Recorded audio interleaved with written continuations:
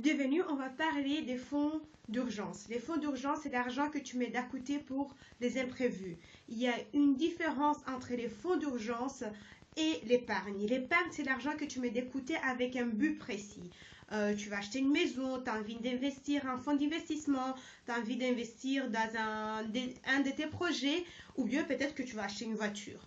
Les fonds d'urgence, c'est l'argent que tu mets d'à côté pour les imprévus. Donc, ta voiture est en panne et il n'est pas couvert, la réparation n'est pas couverte par l'assurance.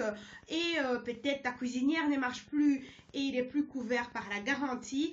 Et donc, tu vas utiliser l'argent qui vient de ton fonds d'urgence. Donc, l'épargne, l'argent que tu mets d'à côté avec un but précis, les fonds d'urgence, l'argent en fait qui est censé être là tout le temps et que tu vas utiliser quand il y a vraiment une urgence.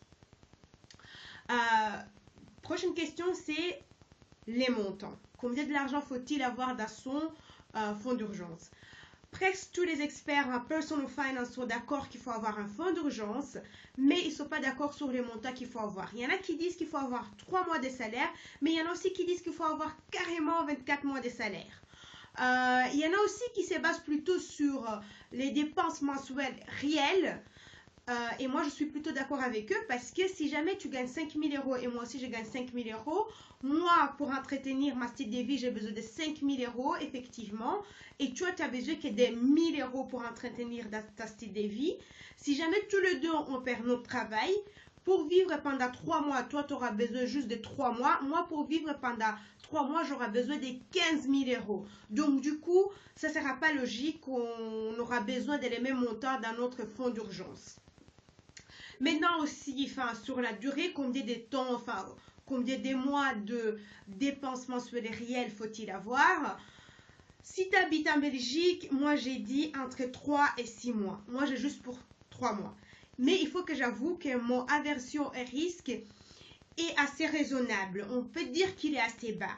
C'est pas que j'aime bien prendre des risques, mais une fois que je prends des risques calculés, je mets ça à l'aise. Donc, moi, prendre des risques calculés ne me dérange pas tellement. J'ai pas si beaucoup de peur des risques. Si bien sûr votre aversion au risque est super haut, il faut peut-être mieux avoir 6 mois de dépenses mensuelles réelles. Au-delà des 6 mois, c'est exagéré. Parce que si vous allez faire ça, par exemple, en prenant un fonds d'urgence qui contient 24 mois de dépenses mensuelles réelles, vous risquez de rater des opportunités pour investir, des opportunités pour vous enrichir. Donc, ne soyez pas trop prudent non plus. Donc, entre 3 mois et 6 mois. Et pourquoi entre 3 mois et 6 mois, pas plutôt 12 ou 24 mois? Fin de fin, on vit en Belgique. Et en Belgique, vous êtes couvert pour beaucoup de choses. Vous êtes couvert quand vous perdez votre travail, les chômages. Vous êtes couvert quand vous êtes malade, mutuelle. Vous êtes sûrement couvert aussi même contre les incendies dans votre maison. Si vous avez un incendie, vous avez sûrement une assurance incendie. Vous êtes couvert pour beaucoup de choses. Même si vous devenez handicap, à mon avis, vous êtes peut-être même couvert par votre employé. Donc, du coup, vous avez tout plein des assurances. Moi, je préfère que tu prends plutôt une assurance de trop qui est allée garder 24 mois de dépenses mensuelles réelles en fonds d'urgence. Maintenant, c'est là où j'ai dit do as I say, but not as I do. Fais ce que je dis et pas ce que j'ai fait. Parce qu'il faut que j'avoue que parfois, ça m'arrive d'avoir un fonds d'urgence vide, inexistant.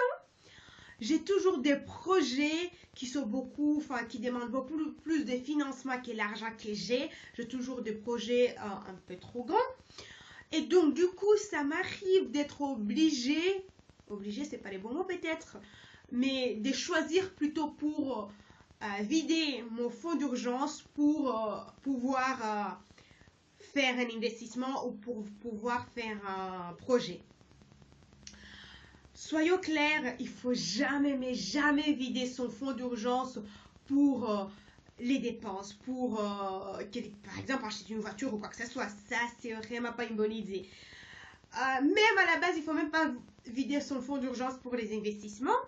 Mais c'est pour être clair avec vous, quand moi je fais ça, j'appelle d'abord un membre de ma famille, je m'assure que cette personne a l'argent qu'il me faut, enfin, à l'argent normalement que j'ai dans mon fonds d'urgence, quelque part, sur un compte très facilement accessible pour que si jamais j'ai un problème, je sais où trouver l'argent. S'il faut, je paye la personne un peu de l'argent pour qu'il garde son argent sur un compte facilement accessible, donc un compte qui rapporte pas beaucoup de l'argent. Normalement, jusqu'à là, j'ai jamais dû payer, mais à mon avis, dès qu'ils vont voir ces vidéos, je vais commencer à payer pour ça. Et donc, il faut vraiment avoir un fonds d'urgence. Encore un danger quand tu commences en plus à avoir plusieurs investissements, c'est que si jamais ton fonds d'urgence est inexistant, il est vide et tu n'as pas un backup plan, c'est que peut-être tu seras obligé de liquider un investissement qui marche bien, qui t'apporte de l'argent, qui est en train de t'enrichir parce que justement, tu n'avais pas de fonds d'urgence. Donc, il faut avoir un fonds d'urgence, en préférence vous-même, mais si jamais tu fais la même faute que moi, de les vider, assure-toi que tu as un backup plan dans les cas que les choses ne se passent pas comme ils étaient censés se passer ou dans les cas d'un imprévu. Dans les petits manuels, prenez votre vie financière en main. Je parle vite fait des fonds d'urgence et c'est pour ça que je prends le temps maintenant d'expliquer ça dans cette vidéo. Les petits manuels arrivent demain. Et donc, si vous n'êtes pas encore inscrit, inscrivez-vous. Merci beaucoup.